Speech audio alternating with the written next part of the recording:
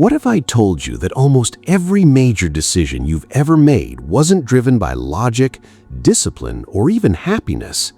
What if the real force behind your ambitions, your relationships, your addictions, and even your biggest regrets has been quietly controlling your life since the day you were born? Most people spend their entire lives believing they're making rational choices, never realizing that an ancient system inside their brain has been steering them toward one destination after another, always promising that fulfillment is just one more step away.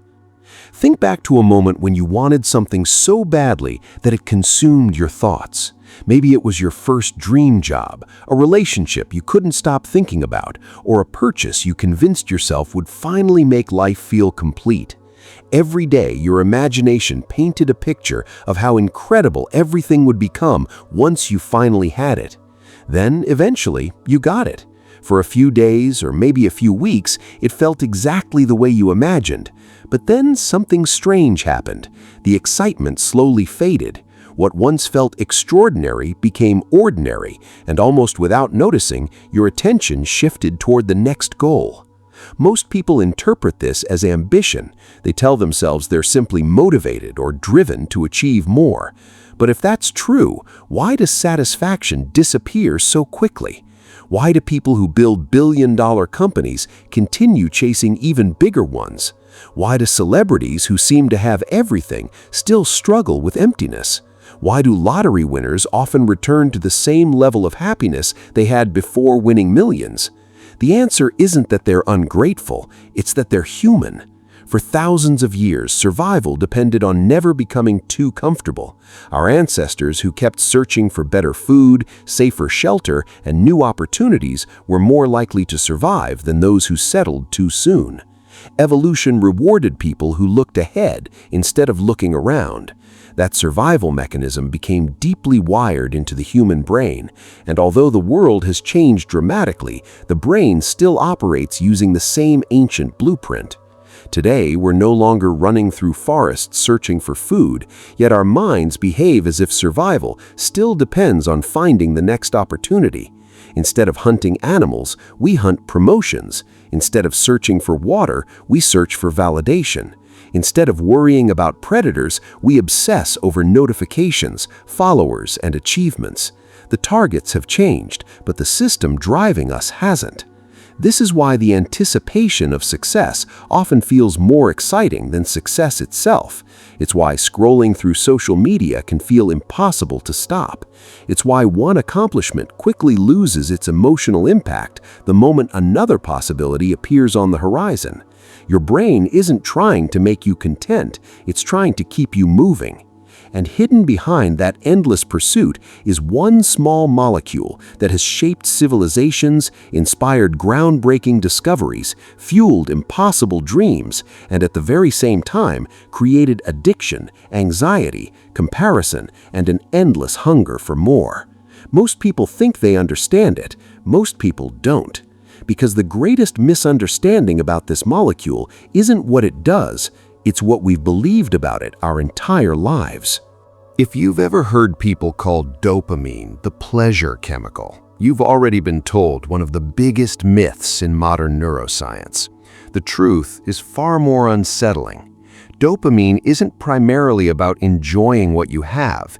It's deeply involved in anticipating what you might have next. That distinction changes everything because it explains why the chase often feels more exciting than the reward itself. Imagine a child waiting for Christmas morning. Days before opening the presents, excitement fills every moment. The imagination runs wild. Every wrapped box could contain something incredible. But once every gift is opened, the mystery disappears. The toys don't instantly lose their value, but the intense anticipation fades because the future has become the present. The brain immediately begins looking for the next possibility to explore. That pattern doesn't disappear when we grow older, it simply changes its disguise. Adults don't wait for toys, they wait for promotions, dream houses, perfect relationships, business success, or financial freedom. We tell ourselves that this achievement will finally be different. This milestone will be the one that brings lasting peace. Yet after every victory, the excitement gradually settles into normal life. Before long, another goal quietly takes its place, convincing us that fulfillment still lies somewhere ahead. This tendency isn't necessarily a flaw. In many ways, it's one of humanity's greatest strengths. It has driven explorers across oceans, scientists toward groundbreaking discoveries, entrepreneurs to build companies from nothing, and artists to create masterpieces that changed culture forever. The same drive that keeps us reaching beyond our current limits has fueled extraordinary progress throughout history. But every strength has a shadow. The very system that encourages innovation can also trap people in endless comparison. It whispers that someone else is happier because they have more money, more success, or more recognition. It convinces us that our current life is simply a stepping stone to the one we truly want, making it surprisingly easy to overlook the moments we once dreamed of having. Think about social media for a moment. Every swipe introduces another possibility, a new story, a new video, another notification, another piece of information your brain hasn't seen before. It's not just entertainment, it's an endless stream of uncertainty, and the brain is naturally drawn to uncertainty because uncertainty carries the promise that something valuable might appear next. Most of the time, nothing life-changing ever does, yet we keep scrolling, not because every post is rewarding, but because the next one might be. The same pattern appears in shopping, gambling, dating apps, and even the way many people approach success. The promise of what's coming often feels more emotionally powerful than the reality of what finally arrives. That's why so many people wake up one day surrounded by everything they once wanted, yet still feel as though something important is missing. They don't realize they've been chasing a moving target. Every time they get close, the finish line quietly shifts again. So the real question isn't whether your brain pushes you toward the future. It absolutely does. The question is far more important. If your brain is constantly pulling your attention toward what comes next, how do you ever learn to value what you already have without losing the ambition that helps you grow? Because that's where this story takes an unexpected turn. Here's the paradox almost nobody talks about.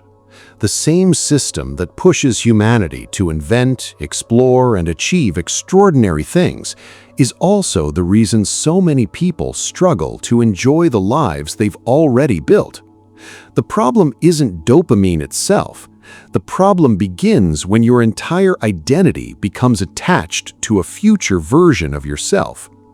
Picture a college student convinced that life will finally begin after graduation. 4 years later, graduation arrives, but now success depends on finding the perfect job. Once the job comes, happiness gets postponed until the promotion. After the promotion, it's the house, then the bigger house, then financial freedom, then retirement. Without realizing it, decades pass while life keeps getting scheduled for a tomorrow that never actually arrives. Psychologists sometimes refer to this tendency as the arrival fallacy, the belief that reaching a specific milestone will permanently transform your emotional state. It's an idea supported by research on how people adapt to major life changes. Whether it's a raise, a new home, or another achievement, our emotional response often fades over time as what once felt extraordinary becomes part of everyday life. The goal itself wasn't meaningless, it simply couldn't carry the impossible weight of delivering permanent happiness. The business world offers countless examples. Many founders describe the years of building a company as the most exciting period of their careers. Every obstacle felt meaningful because there was always another challenge to solve. But once the company became successful, some discovered an unexpected emptiness. They hadn't fallen out of love with success, they had fallen in love with pursuit. That's why retirement can feel surprisingly difficult for people who spent decades chasing goals. When the chase suddenly disappears, many don't know who they are without it. The problem isn't a lack of money or freedom, it's the loss of direction. This doesn't mean ambition is dangerous. In fact, ambition is one of humanity's greatest gifts. It has cured diseases, connected continents, and lifted millions out of poverty. The real danger appears when ambition quietly becomes your only source of meaning. If every ounce of self-worth depends on reaching the next milestone, then every achievement is destined to disappoint.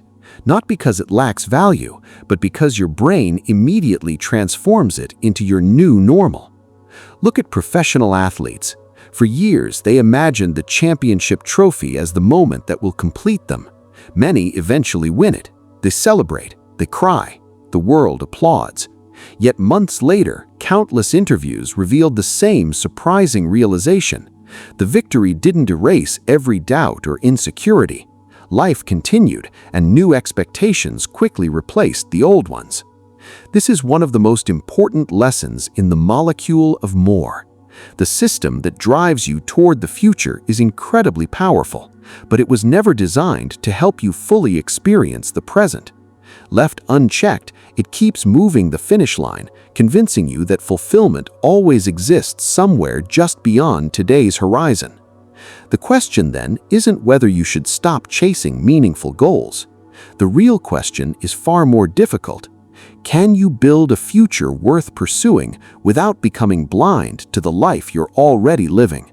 Because the answer doesn't require killing your ambition.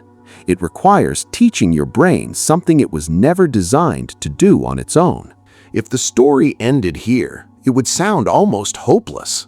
Your brain chases the future, satisfaction fades, every achievement becomes normal. So what are you supposed to do? Stop dreaming? Lower your expectations? Give up on ambition? Not at all. The surprising truth is that your brain isn't controlled by just one system.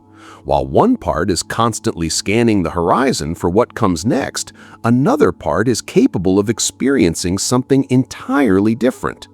One system is obsessed with possibility, the other is built for presence. Real fulfillment doesn't come from eliminating one in favor of the other. It comes from knowing which one should be in charge at different moments of your life. Imagine climbing a mountain. The system focused on the future is what gets you out of bed before sunrise. It convinces you the view at the top is worth every step. Without that drive, you might never begin the climb. But if you spend the entire journey staring only at the peak, you miss the cold air, the conversations, the changing landscape, and every unforgettable moment that made the climb meaningful in the first place. You reach the summit only to realize you've been absent from the very experience you worked so hard to create. That's how millions of people unknowingly live. They become experts at planning tomorrow while becoming strangers to today. Think about the last time you shared dinner with someone you genuinely care about. Were you fully there, or were you checking your phone between conversations, thinking about tomorrow's meeting, the email you forgot to answer, or the next goal waiting to be achieved? The body can be in one place while the mind lives somewhere else entirely. The future-focused system is incredibly useful, but it has one weakness. It constantly whispers that whatever comes next is more important than what's happening right now. Ironically, many of life's deepest moments don't come from chasing something new. They come from fully experiencing what already exists. A meaningful conversation, watching your child laugh, finishing a difficult project with people you respect, sitting quietly after accomplishing something you once thought was impossible. These moments don't demand another goal, they simply ask for your attention. This is where many of the happiest people differ, not because they lack ambition, but because they've learned to switch gears. They let the future-focused system help them build an extraordinary life, but they don't allow it to steal every ordinary moment along the way. They understand that success is meant to create a life you can actually experience, not a race you never stop running. The irony is almost poetic. The very system that helped humanity build skyscrapers, cure diseases, and explore space can also convince a successful person that nothing they've achieved is enough. It doesn't celebrate the finish line, it immediately starts searching for another one. So maybe the real question was never, how do I become more successful? Maybe the better question is, how do I stop sacrificing today's life for a tomorrow that never seems to arrive? Because once you understand the answer to that question, ambition stops becoming your master and finally becomes your tool. Imagine you're 80 years old, sitting on the porch of a quiet house as the sun begins to set. Your career is over, the deadlines are gone, the promotions no longer matter, the expensive car you worked so hard to buy has long been replaced, the phone that once felt so important became obsolete years ago. Almost everything your younger self believed would define your happiness has slowly faded into the background. Now imagine asking yourself one simple question: what actually mattered? Almost no one answers that question by talking about the next promotion they almost got or the bigger house they never bought.